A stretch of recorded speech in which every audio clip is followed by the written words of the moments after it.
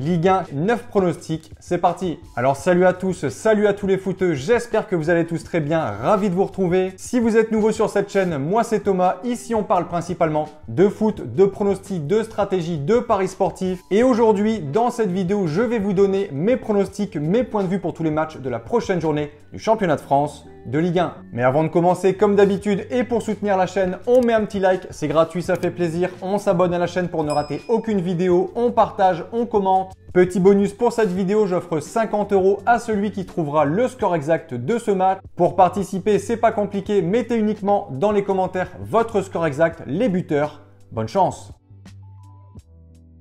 Allez, c'est parti, Ligue 1, 12e journée et on commence pour ce premier match par une affiche entre le Paris FC et le Stade Rennais. Deux équipes qui restent sur une très belle victoire de chaque côté. Les Parisiens, après leur remontada contre Lyon, ont été s'imposer sur la pelouse de Monaco 1-0, pendant que Rennes a stoppé cette malédiction de match nul en écrasant le Racing Club de Strasbourg 4-1, avec au passage une superbe performance et un triplé d'Esteban Le Paul. Mon point de vue, Rennes a repris confiance et selon moi, ils gagneront ce déplacement 2-1. On enchaîne, second match, Marseille reçoit Brest. Des Marseillais qui ont mis fin à cette série de 3 matchs sans victoire. Défaite au Sporting, défaite à Lens, match nul contre Angers de partout. Les hommes de De Zerbi ont été s'imposer du côté d'Auxerre 1-0.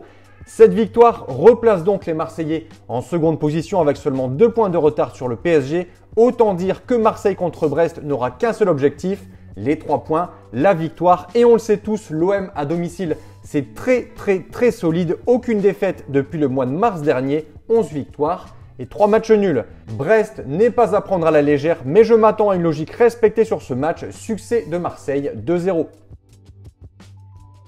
Troisième match, Le Havre contre Nantes. La galère des Canaries continue. Cette victoire au Paris FC 2-1 n'était clairement qu'un mirage. Ensuite, les Nantais ont enchaîné 2 défaites, 5-3 contre Monaco et 2-0 contre Metz, concurrent direct pour le maintien. Très compliqué pour le FC Nantes.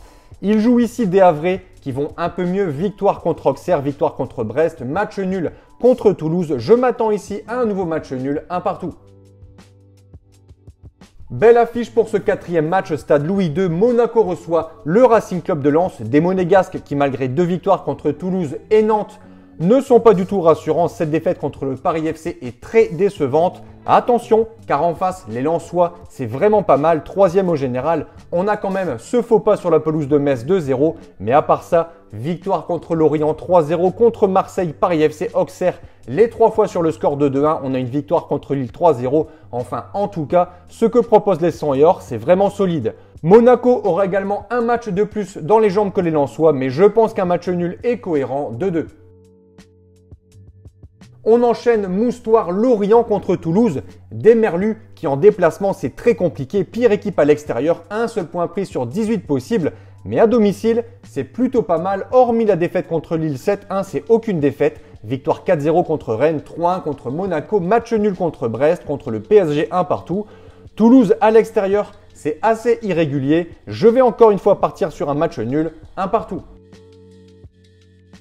Metz contre Nice, des Messins qui ne sont plus lanterne rouge. Cette équipe qui n'avait gagné aucun match en 9 journées a signé 2 victoires consécutives, 2-0 contre Lens et 2-0 du côté de Nantes, pendant que Nice perdait contre Paris dans les arrêts de jeu 1-0. Et bah pourquoi pas une nouvelle victoire des Messins 1-0.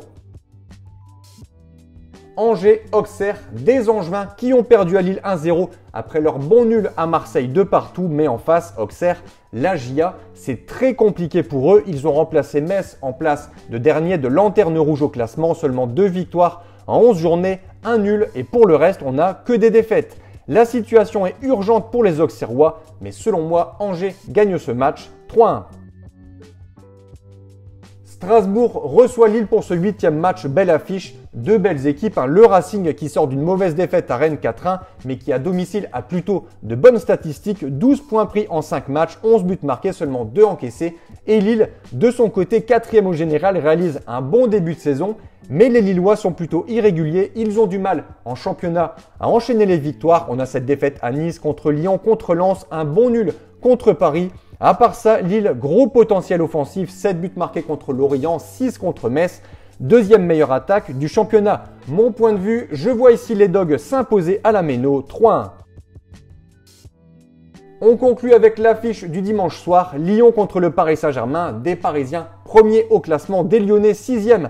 De leur côté, les Guns avaient très bien démarré cette saison, mais j'avais quand même beaucoup de doutes sur la capacité de leur effectif à enchaîner les matchs entre le championnat et la Ligue Europa, et ça commence à se ressentir surtout en championnat, une seule victoire lors des 5 dernières journées, match nul contre Brest, contre le Paris FC, défaite contre Toulouse et défaite contre Nice. Contre Paris, ce sera, je pense, compliqué pour eux, sachant également qu'ils auront joué ce jeudi en Ligue Europa. Paris, de son côté, aura donc 2 jours de repos en plus, puisqu'ils auront joué mardi. Je vais ici donner la victoire aux Parisiens 2-0. Donc voilà pour mes pronostics. Et dernier point, si vous souhaitez optimiser vos paris sportifs et tenter d'être rentable sur le long terme, il faut parier sur les meilleurs bookmakers, ce qui vous permettra d'avoir des cotes plus élevées et donc d'augmenter considérablement vos bénéfices. Pour ma part, j'utilise le bookmaker PS3838, donc Pinac via le broker Asian Connect. Et dans cette vidéo, je vous explique étape par étape comment parier sur ce bookmaker. Comme d'habitude, vous avez le lien en description. Sur ce, merci d'avoir regardé, c'était Thomas, à la prochaine et bon pronostic.